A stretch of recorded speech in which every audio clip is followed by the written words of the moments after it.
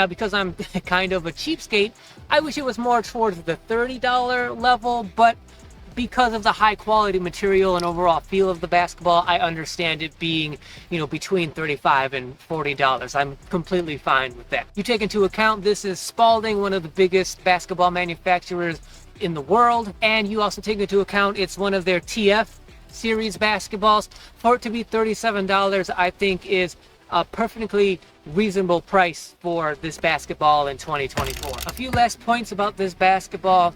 Just like with most composite leather basketballs, especially basketballs that are manufactured by the big names in the industry, because they're composite leather, they have to have this indentation right here for the barcode.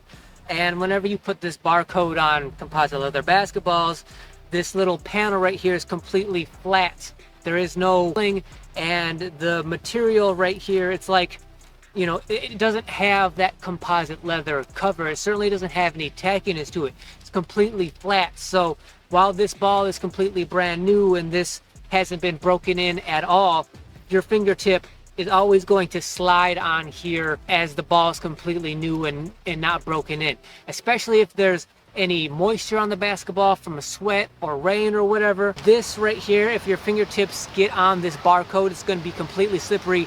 You're not going to have any control at all. That's not just for this basketball, it's for any composite leather basketball that needs to have this barcode. It's just one of the sort of downfalls of the industry. They haven't come up with a good way to be able to keep track of their basketballs without having this little patch of completely flat slipperiness on the basketball. The same kind of idea with the painting of the logos on the basketball. Whenever you paint over the cover, it always gets a little bit more slippery than the rest of the cover.